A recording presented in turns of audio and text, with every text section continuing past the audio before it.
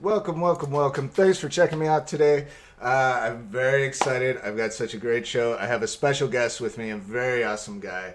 I found on Twitch. Like, hopefully, you're checking me out on Twitch too. So, yay! Um, One day I was out and I was just searching around for some good D&D games to watch on the weekend, and I ran across this fellow named Daddy Warbucks.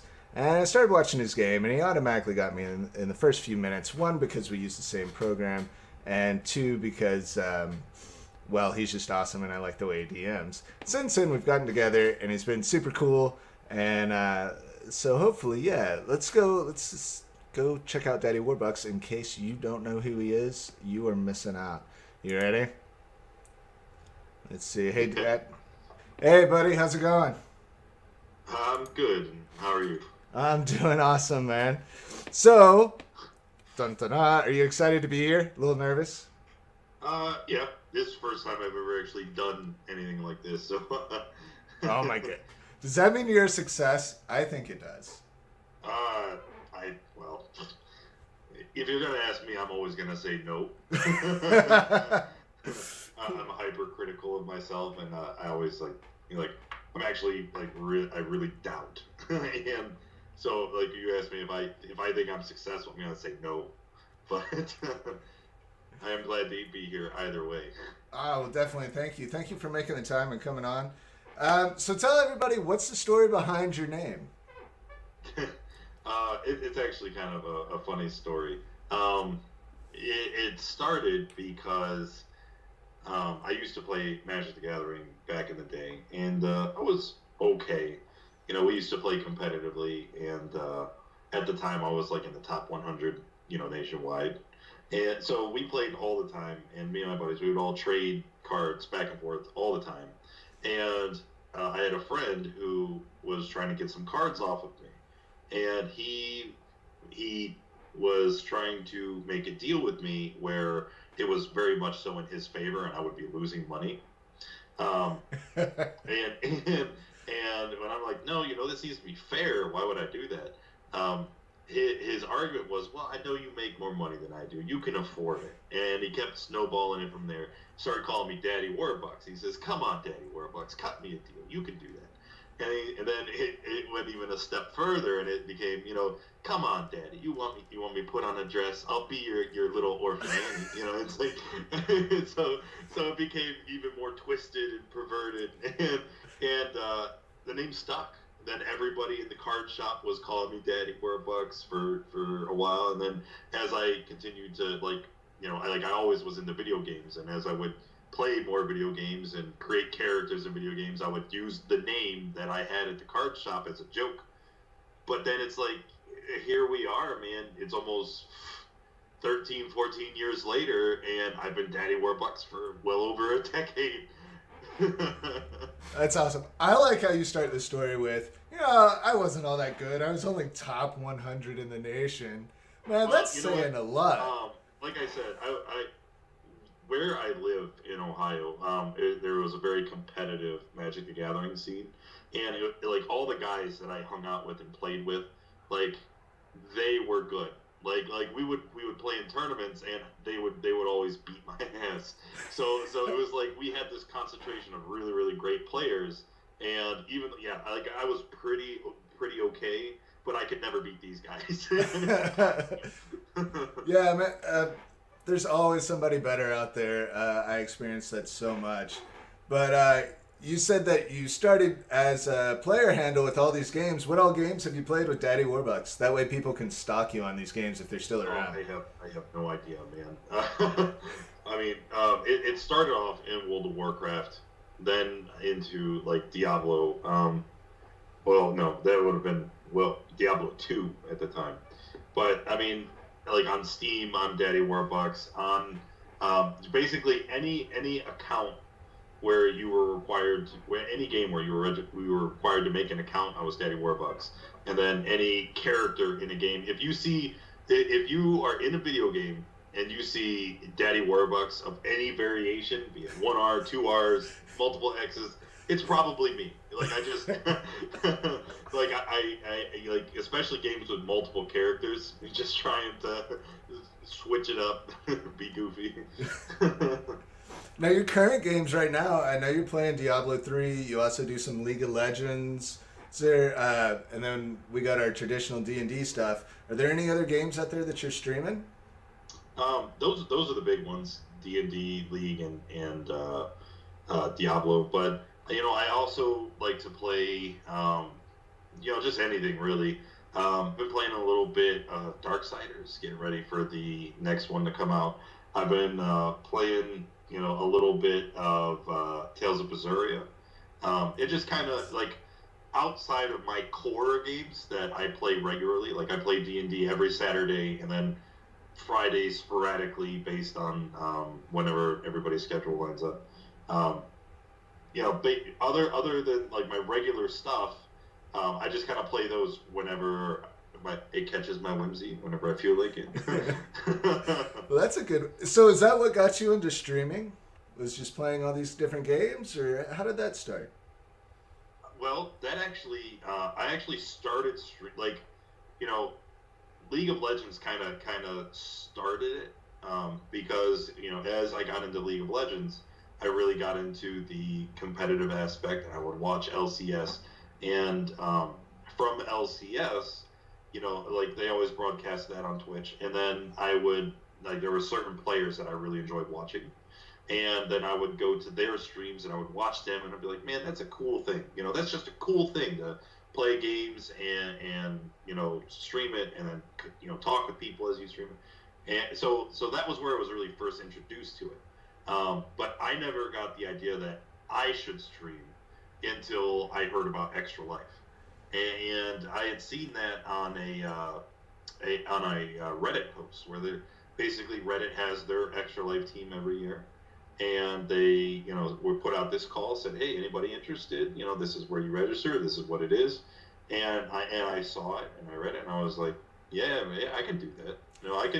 I can definitely use my hobby, video games, as a way to do something good, and I can definitely stream it, because like my whole mindset was, well, I'm not streaming it to be famous or to make money like those guys in the LCS. I'm doing it to, to raise money for charity and just kind of fart around. So I'm like, yeah, I can do that. And that was it, man. It was like once you started, you just continually invest more time, more energy, more effort, and now it's almost become an art for me. Like I'm always trying to push my art and improve my content, and try to put up the best presentation I can. Yeah, man, your channel blows me away every time I check it out. So I'm curious, because I've done Extra Life before. I started doing Extra Life 2 years ago, but I didn't stream it. We just played some D&D. How much did you raise off that first campaign? Do you remember? Yeah, I do. My first year in Extra Life, I think I ended up raising, shoot, I want to say it was like $200. That's awesome, man. Yeah, I was very, very happy, right? Because when you register for Extra Life, the idea is that every person who registers, the average is that they're going to go on and raise about $100. So I set the goal like right away. Like I don't want to just be average. I want to go beyond that. I want to if the average guy is going to raise 100 bones, then I want to do 200. And we did that, and I was excited, and I was really happy. But then every year, and this is kind of crazy. And if there's anybody else who is watching that does Extra Life, this is going to sound counterproductive, but believe me, it's true. When I put myself out there as an Extra Life streamer, it kind of shied a lot of people away, right? And I didn't get as many viewers as I think I do now, just being myself and just kind of like, hey, I'm just a streamer. And I think it's because a lot of people are kind of put off by the idea of charity work or whatever, which is sad, but that's neither here nor there. No, it wasn't until I kind of stopped branding myself as an Extra Life streamer and just says, hey, I'm just a dude, and I do Extra Life. And as I started to continue to grow my channel and my brand, and I got more and more attention, then whenever it was time for Extra Life, um, I had many more pairs of eyes and many more people who are willing to support my endeavors and who are willing to do that. So if you are interested in Extra Life, I know it's counterproductive because we want to try and help the kids as much as we can, but Right. it can't be Extra Life all the time and nothing else. Like you have to be a streamer first, and then once you build a community, you can start doing that. Because like I said, that first year I maybe made $200, and then last year I made like 700. Wow. And then this year we're not even finished yet. Like we still have a long time before the 24-hour marathon, and we're already at 1,200.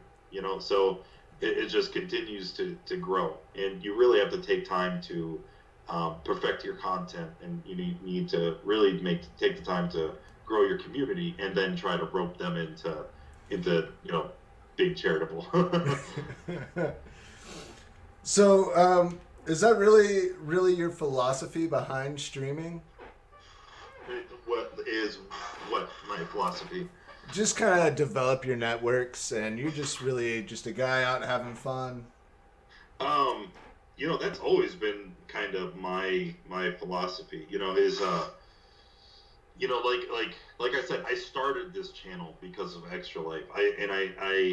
My whole thing has always been that there is a lot of negativity in gaming, in the world in general, and I wanted my platform, I wanted my little corner of the internet to be a place where it could be something good, where we can have a sense of community in the games that we play, and then we could, like I said, do things to benefit others, like donate to charity and do stuff like that. I don't know. We have this running joke of that we have a low sodium stream. That there's got to be very little salt as possible, and then we say like too much salt can kill you. Because it's kind of clever, but so that's my whole philosophy, and like I said, focusing on yourself and improving your content. That's the way to really to grow and to reach out and connect with people. So what's your biggest advice for new streamers or people wanting to get into streaming? What should they do? For people who are interested in getting into streaming, like it doesn't take a lot. It doesn't. You don't have to have the greatest camera or microphone. Like although those things certainly help. But you just need to put yourself out there, and it's incredibly important that if there's 20 people in the chat watching you, or if there's 0 people in the chat watching you, you have to keep that dialogue running. You have to always be talking, narrating what you're doing, cracking jokes, because you never know. The view counter on Twitch or on YouTube Gaming, if you're streaming there, it's not always accurate. It doesn't record like as soon as somebody steps into your channel. So if you're just sitting there mute staring at the screen, someone could be watching you and then you not even realize it. And if you're not talking, if you're not, this is an entertainment platform. If you're not being entertaining, they're just going to leave, and then you're gonna miss that opportunity for a connection. So you have to talk, you have to interact with people, and I would say one of the biggest things I hear from my viewers, from the people that come to the channel, is that the thing that people dislike the most in a stream is when there is no interaction, right? And the difference is it's like, okay, there's narrating and just kind of talking during a game and keeping a dialogue running. But then there's also, when people are in the chat, you want to talk to them, interact with those people. Because if you're just narrating what you're doing for 2 hours and you're not talking to anybody in the chat, that's not very entertaining either. The appeal of streaming video games is the connection between the streamer and the viewer. And if you're not interacting with those people when they come into your chat, then you're not gonna be successful. I mean, So, what's the weirdest thing you've talked about when nobody's viewing? Have you ever just like gone off on some ramble about your day or some weird story? um, yeah, you know what? When the chat is empty, I tend to just kind of start narrating, and then while I'm like talking about what's going on, it might just be like, you know, if I'm playing Hearthstone, I'll be like, and you know, watch this guy get the nuts draw, and then you know, I don't know, like I ramble and I can't even begin to remember the garbage that spouted out of my mouth. I know that feeling. Yeah, I think I've put a few garbage sentences into your chat stream a few times, but yeah, it all came out well. So what events do you got coming up? What's going on with your channel? Well, you know, we stream daily.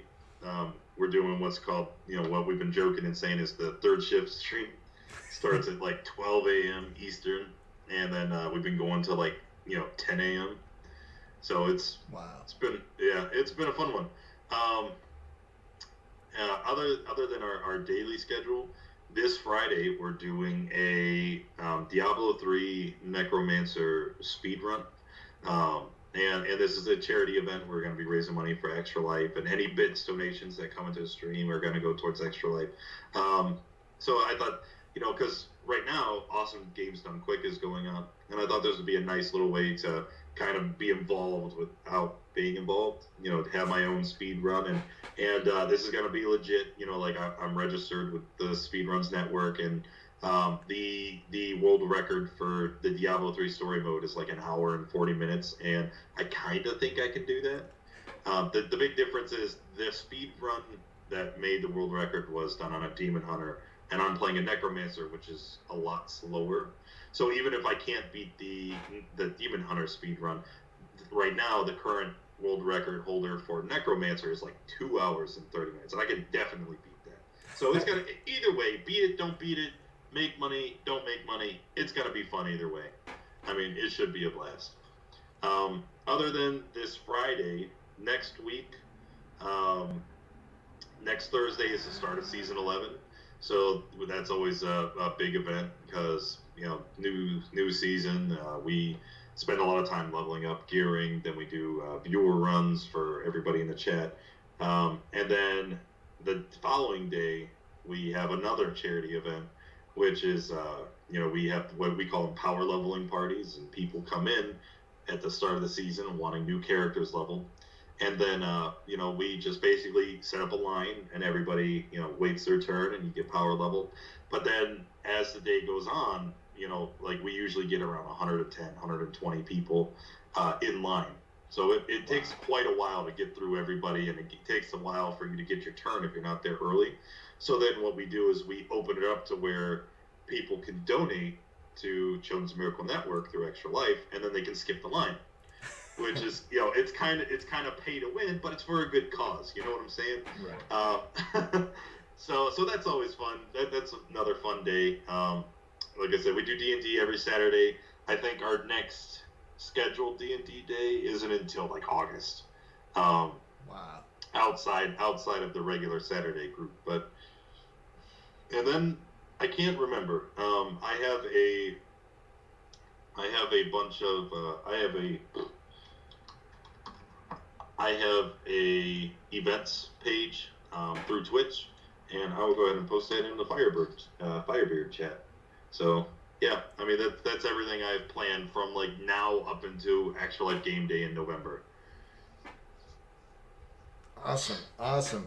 So if some people want to get out there and get gaming with you, where can they find you? Where can they find me? Yeah. Everywhere. Everywhere. My main channel is twitch.tv/DaddyWarbucks. You can also find me on Twitter at DaddyWarbucks. I'm also on Facebook. If you haven't guessed, it's Daddy Warbucks. Steam is the same. Battle.net is the same. League of Legends is the same. Like I said, if you look up Daddy Warbucks, it's me. Well, hey, bud, thank you so much for taking time out of your busy schedule. Guys, definitely check him out. Get on these runs and help him raise some money for some kids. He's very, very entertaining, and if he puts up with me and my bad jokes, you know you're gonna love him. So, Daddy Warbucks, thanks for coming by, man. I really, really appreciate it. Hey, no problem. All right, guy. You have a good one, okay?